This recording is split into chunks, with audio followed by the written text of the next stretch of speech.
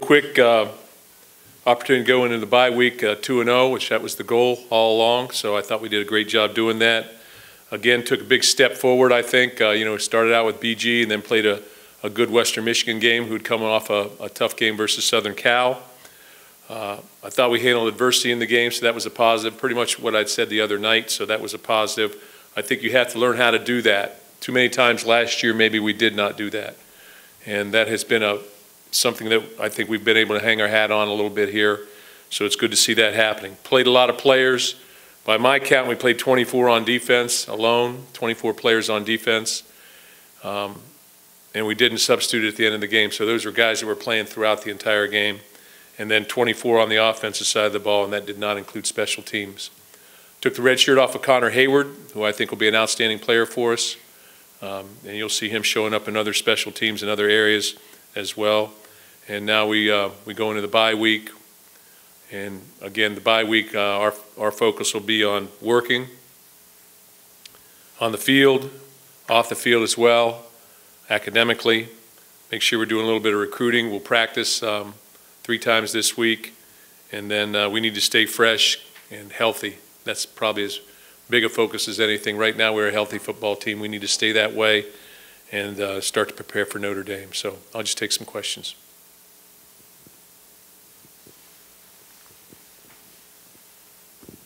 Mark, the bye week this early, I know Mark reconfigured some things to get you to this point. Is it a good or a bad thing? And I guess where are the positives, where are the negatives for having it this early?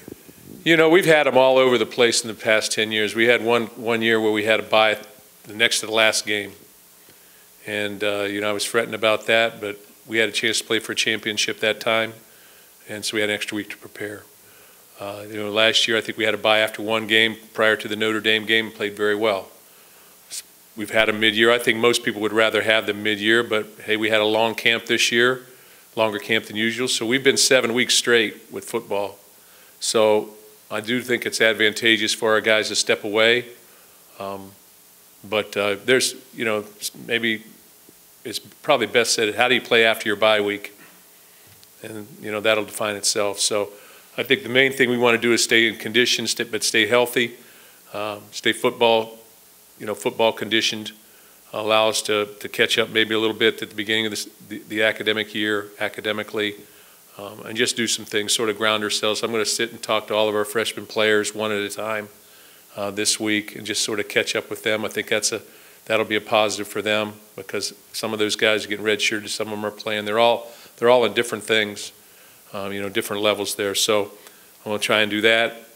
So we've got a lot of things to do. Our coaches will recruit, but, I don't know that there's any perfect time, and I don't know that there's any bad time, I guess I'd say. So we'll just take it as it comes.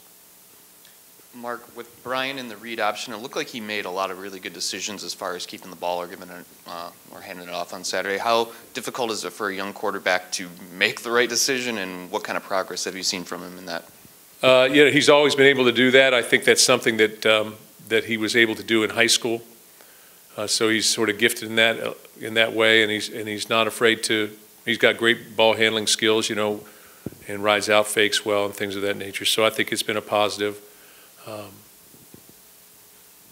Big part of it, I mean, I think when you have a quarterback that can run, you have a different dynamic. So I think that's been a positive for us. Got to take care of the football. No question about that, but that is a positive for us. Coach from ABC 57 back here in South Bend. Can you just take a moment to talk about the rivalry with Notre Dame and just look ahead and how special that is for you and the players? When I came here in 1995, we started playing Notre Dame, I think, in 97. We started playing them back again. And then when I came back as a head football coach, and I learned a little bit more about, the game, the rivalry, the understanding that Notre Dame had a big impact on Michigan State getting into the Big Ten way back, and all the things that they really did for. They were the first major team that started playing Michigan State home and away, and I think that prompted others to do the same. So there's a lot of history there with Notre Dame. We've been some great football games. It's a great program. A lot of respect for Brian Kelly and for Notre Dame in general.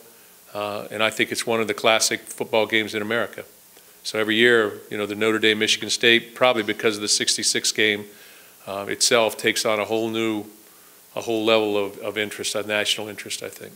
And just to follow up to that, can you talk about taking the bye week before Notre Dame? Does it help your team refocus against, going into that game as a national televised game? Like I said earlier, I'm not sure does it help or not. Maybe you get a head start on them, but maybe you disrupt what we have going. There's a little bit of both ends of that spectrum, I think. But we'll just take advantage of whatever time we have, whichever way it goes, and we'll be ready to play. But I think, as far as the game itself, this next time, I think it's an 8 o'clock national TV game in Spartan Stadium against Notre Dame. That's why you come here.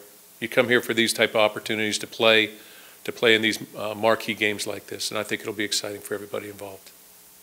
Mark, after looking at footage from the game on Saturday, can you kind of talk about just what you liked and what you didn't like about the running rotation, and if there's any changes that could be made? Well, what I liked about the running rotation, I think first of all, Gerald Holmes got the start. I think that was warranted. I think Holmes and London and Scott all ran hard, ran effectively. LJ has the big run on 4th and 1. Other than that, they're probably pretty even. There was some consistency to how they played. All of them had some nice runs, but he had the big one. But where it goes from there really depends on how we're early in the season. We'll continue to play our 3 guys, and to me, it's a luxury and it's an advantage. And if one guy's not running it well enough, we put the other guy in, or if he's running it really well, we'll keep him going. But I think we have a system and a thought process to this. It's not random, but we're trying to give everybody touches to allow them to prove themselves. And right now, I think LJ maybe has 33 touches, and maybe the other guy's about 20 each. So it's relatively close, but we'll do our best. What I liked about the game, obviously, if you get off the field 14 out of 15 times on 3rd down, good things happen on defense. If you convert 8 of 16, good things happen. You run the ball for 255 and hold them to 91, good things happen. So, statistically, offense, defense, I thought we were pretty dominant. Where we need to be better is on special teams. We need to continue to work. And then also, ball security, which, hey, I can't refute guys trying to make plays with effort. Guys making plays with effort and the ball comes out, and that's what's happened a little bit. So you need to be, I guess, extra. We just need to continue working and emphasizing it. We'll do some different things maybe that promotes that emphasis. Mark, in preseason, when preseason camp started, you guys talked a lot about being able to now finally focus on football and how that was good for camp. And now, 2 games into it, there's got to be a confidence, I would imagine, with this team. Can you sense that as maybe a little different than years past, or that this team they've just kind of built on how they're feeling after 2 games, I guess? Yeah, we've always had confidence here. Even last year, I felt like we had confidence to win every game, and we came out in every football game and we're ahead. You can't do that if you don't have confidence in yourself. Every team, I think, every year takes on its own identity. And at the end of the year, you know what that identity is, and you get stamped. So if the 13 team played with great emotion and sort of just kept going like that all the way up to 13-1. So 2-0, we're 2-0, and that's the only thing that's important right now. But we're way too early to start saying this team has a common thread. I just think that right now we just need to take one thing at a time, concentrate on, focus on the present. We're an extremely young football team. I was looking at our guys yesterday. We got basically one senior. I think we have 2 seniors, 3 seniors playing on defense. So, not very many seniors offensively or defensively, and that's a good thing for the future. But we need to keep that in context and understand we have some very big games down the stretch here as we start. After this bye week, we start, Notre Dame, Iowa, Michigan, that's just the beginning. So we need to stay focused on the present.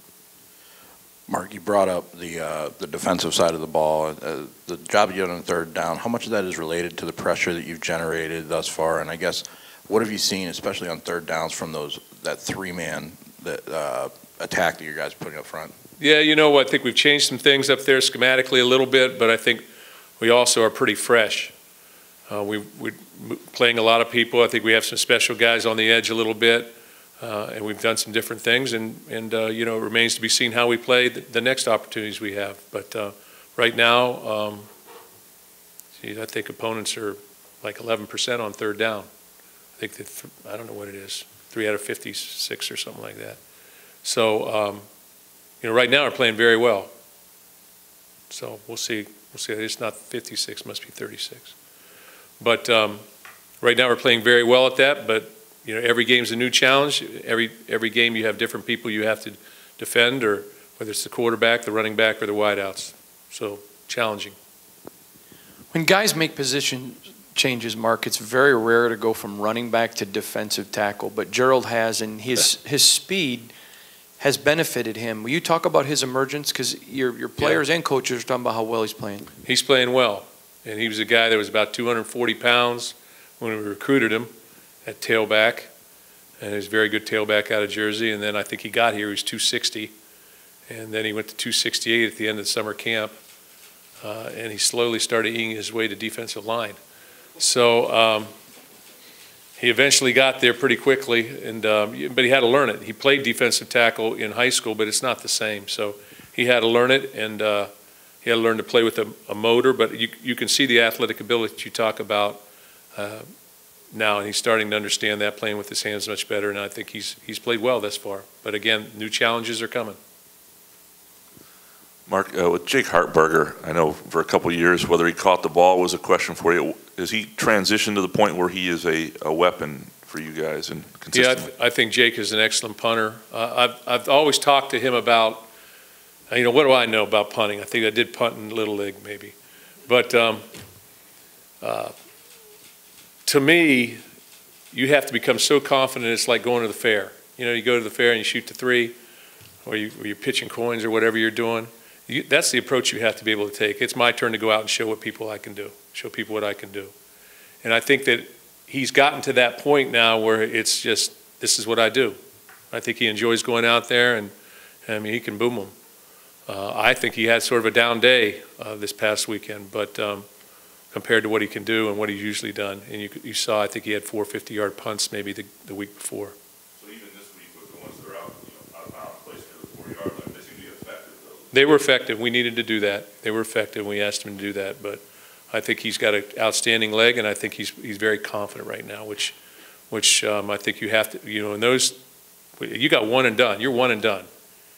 This figure, you got to go out there and make a chip shot or hit a driver, and 11 people are rushing you, or 10. So, and 80,000 people are watching you. So, you know, there's some nerves with that, and I think you have to get used to that, and I think he's done a great job with that. And he's to that point now.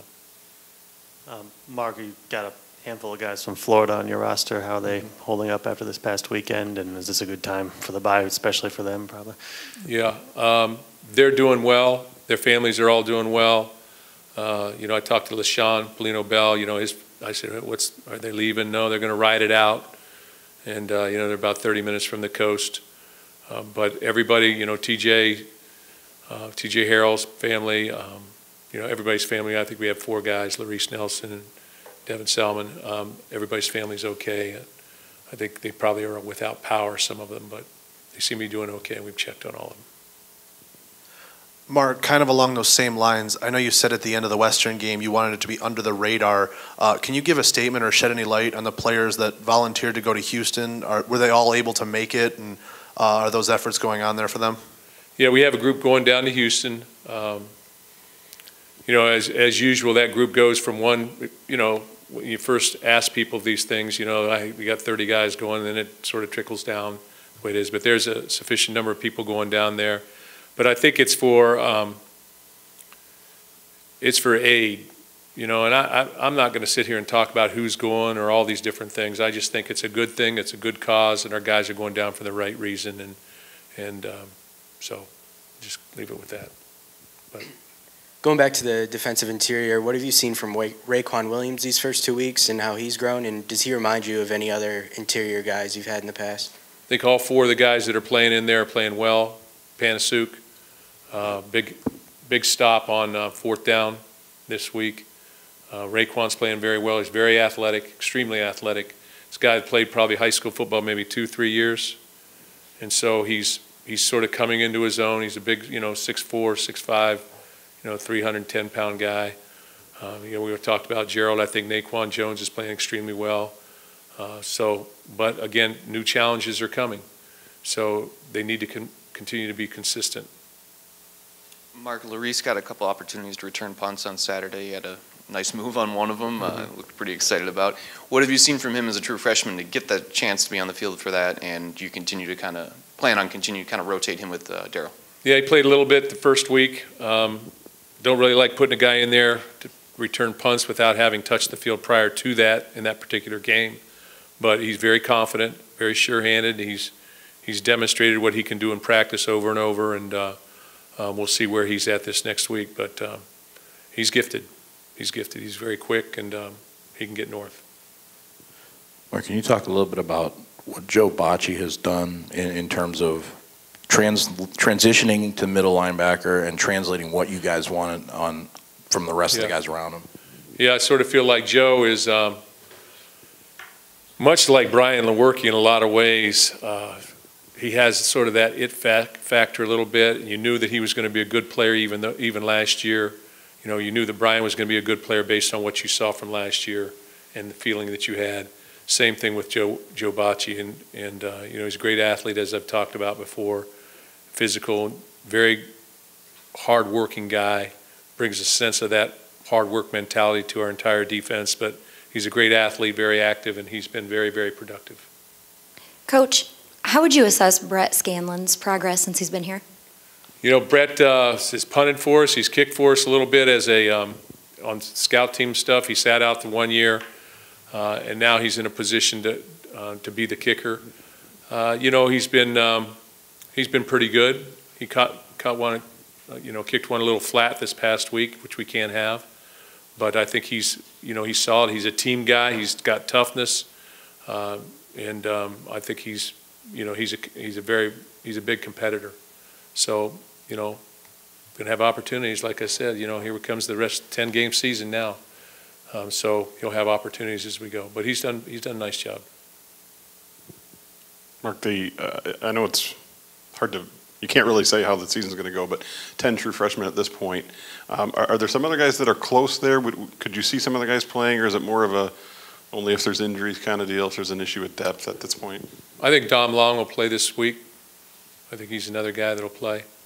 I just think he does too many things on special teams. He's a good tackler. I think we can get him involved. It's a long season, and you get guys nicked up and they can't practice. Then you end up practicing this guy or that guy. And I think he's a good football player, and I think he'll play. But we'll see how it all shakes out. I thought he might have played this past week, but we held him out. But I do anticipate him playing. Mark, in the media, sometimes all we hear about is negativity with players, but Darryl Stewart, after the game on Saturday, got emotional, talking about appreciating the education, the people, about being a Spartan, and he said it's so much more than football. I'm just curious about that side of Darryl, the character side, the off-the-field young man, because he's not the exception, he's really the rule. Right. Darryl's an outstanding young person from Houston. And, so they've been going through it a little bit in his family throughout not just this hurricane, but, another flood. But Darryl is a very appreciative person and, is a very good person. I think he's a very hard worker and he's talented, skilled, but I think he's a very appreciative person, just a great person. And I think that, much like you said, I think we have a lot of players that appreciate where they're at right now and what they're doing and are trying to do their very best to put their best foot forward. Mark, can you kind of talk about the development of Matt Morrissey? It seems like he's been all over the field the last couple of games, 7 tackles so far in the season. What have you kind of liked from him? Do you know if he talks with his dad a lot? Because I know that they're that legacy dynamic. He talks to his dad a lot. Matt's a football player. He's in his 3rd year playing. He's a redshirt, I guess he's a redshirt junior. So he's a guy that has been on special teams and been very active on special teams for us the last number of years.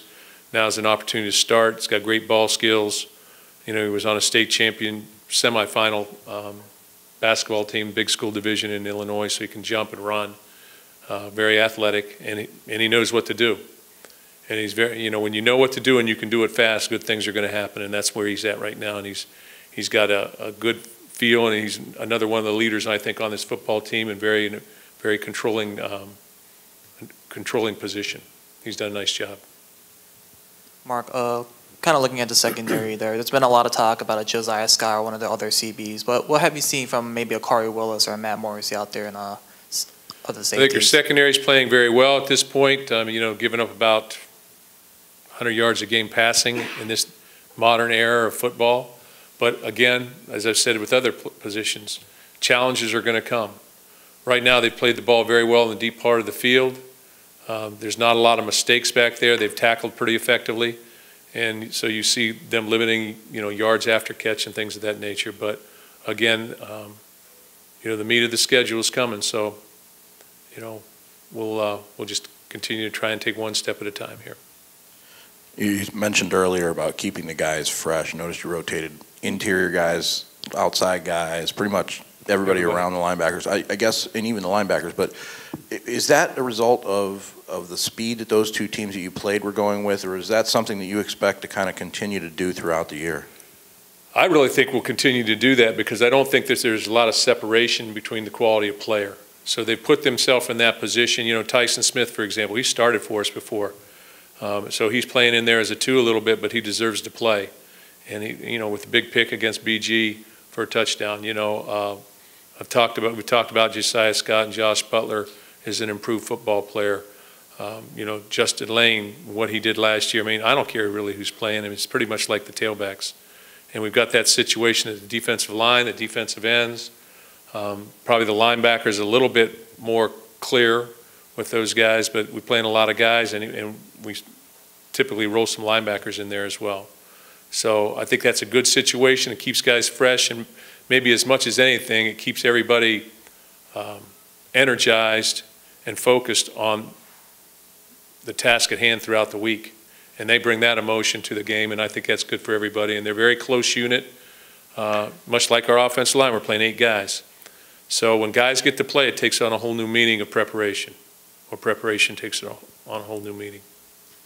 Mark, I know you're never going to complain about scoring a touchdown, but a couple games in now, you got a redshirt freshman kicker who has still yet to attempt a field goal. Is there some concern there? Do you do anything different to try and keep the pressure on him in practice or anything like that? Well, we do. We try and keep the pressure on him in practice, and he's done well in practice, but it's not like the chip shot I was talking about in front of 80. You know, he's confident, and I think he's doing a great job right now, and every kick he's hit with, you know, balls popping, and he's hitting good. So I just said, guess we just have to wait our turn. You know, right now, you know, red zone inversion, you know, when you get in the red zone, do you score touchdowns? You know, I think offensively right now we're in the red zone 8 times, we've scored 7 touchdowns. So that's a big positive, and that's, you know, usually your goal is about 50%. It dictates winning and losing games. That's what we've seen. So that's been a big plus for us.